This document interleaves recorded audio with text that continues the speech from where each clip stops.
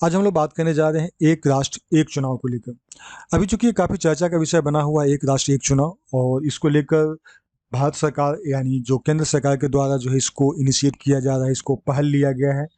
तो क्या है एक राष्ट्र एक चुनाव, इसके बारे में हम लोग जानेंगे, इसके कुछ बेनिफिट्स वगैरह हम जानेंगे, क्या फ़ायदा है और क्या इसको लागू करने में चैलेंजेस हैं, चुनौतियां हैं, उन सब चीज़ों के बारे में भी हम लोग बात करेंगे। तो पहले इसके बारे में हम लोग कुछ इन्फॉर्मेशन देख लेते हैं। लोकसभा चुनाव का अभी जो है समय से पूर्व करने की संभावना बढ़ रही है, क्योंकि अभी जो केंद्र सरकार के द्वारा जो एक राष्ट्रीय चुनाव का कंसेप्ट लाया जा रहा है, तो ऐसा माना जा रहा है कि लोकसभा चुनाव समय पूर्व हो सकता है।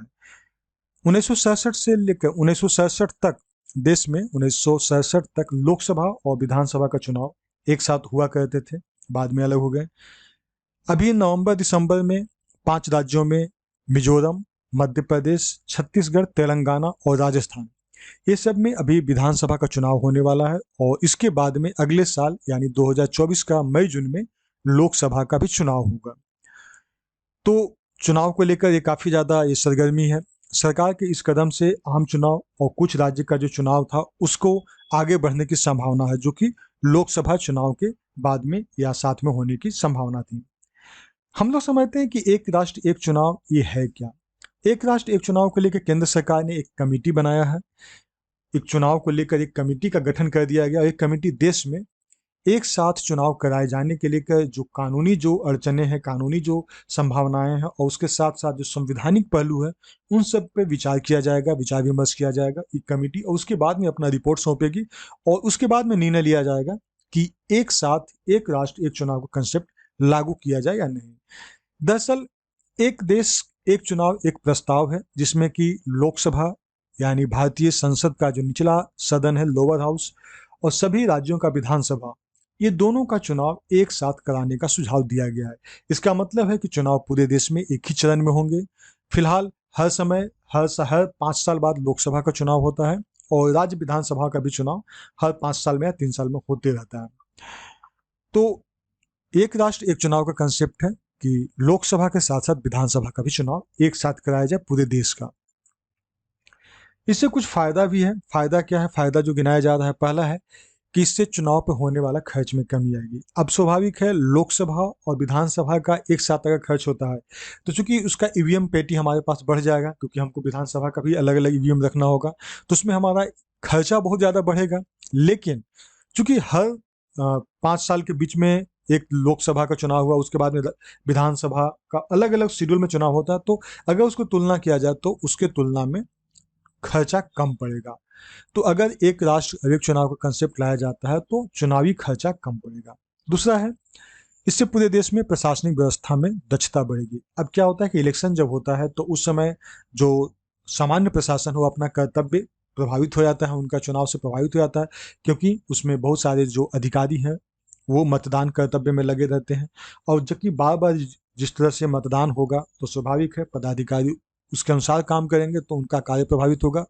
तो ऐसा ये भी माना जा रहा है कि प्रशासनिक व्यवस्था जो है और सुदृढ़ होगी, क्योंकि एक बार चुनाव हो गया उसके बाद में सब फ्री हो जाएंगे। तीसरा देखें, इससे केंद्र और राज्य सरकार की नीतियों और कार्यक्रम में भी निरंतरता होगा। केंद्र सरकार बहुत सारे कुछ प्रोग्राम कुछ योजनाएं अगर चलाती हैं तो उसी समय अगर इसका भी चुनाव हो जाता है तो वही योजनाओं के आराम से राज्यों में लगा सकते हैं, क्योंकि लागू कर सकते हैं, क्योंकि राज्यों में आसान है लागू करना।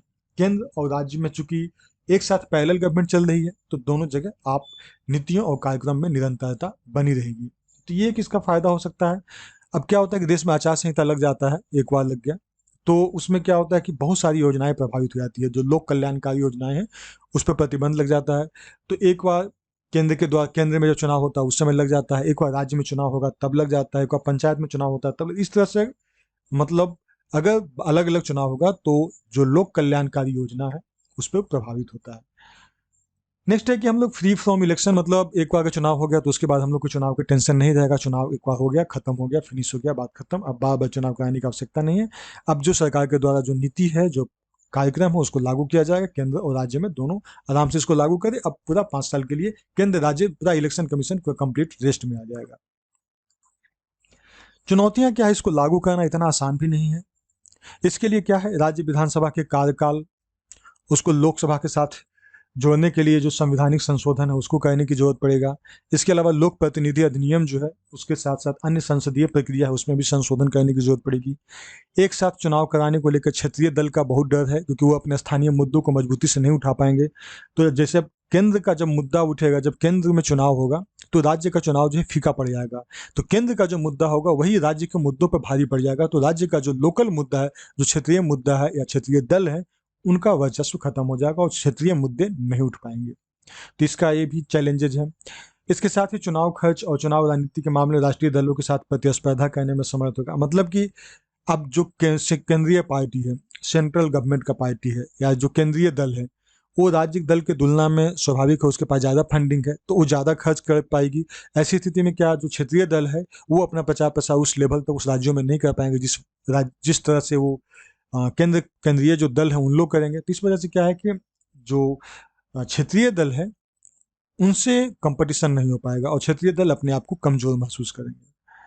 इसके अलावा देखें तो 2015 में आईडीएफसी संस्थान की तरफ से एक स्टडी किया गया था, जिसमें पाया गया था कि अगर लोकसभा और विधानसभा के चुनाव एक साथ होते हैं तो 77% ऐसी संभावना है कि लोकसभा में जिस पार्टी का जीत होगा, विधानसभा में भी उसी पार्टी का जीत होगा या उसी गठबंधन का जीत होगा। यानी केंद्र जो है वो राज्यों पर भारी पड़ जाएगा, तो केंद्र का पूरा असर राज्यों पर दिखाई देगा।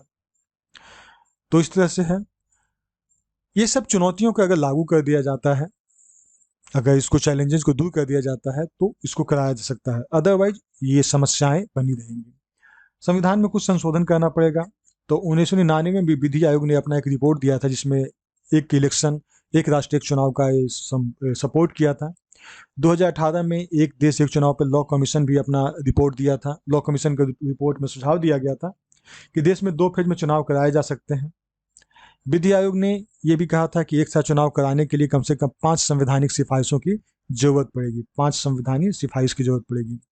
केंद्रीय कानून मंत्री ने भी कहा कि संसद में बताया कि देश भर में एक साथ चुनाव कराने के लिए संविधान में संशोधन करना होगा और संविधान में जिस अनुच्छेद को संशोधन करना होगा वो अनुच्छेद है 83, 85, 172, 74 और 356। इसमें संशोधन करने का जिक्र है। ये आर्टिकल 83 क्या है, 85 क्या है, 172 क्या है, 174, 356 क्या है, इसके बारे में हम लोग अगले लेसन में बात करेंगे। तो थैंक यू।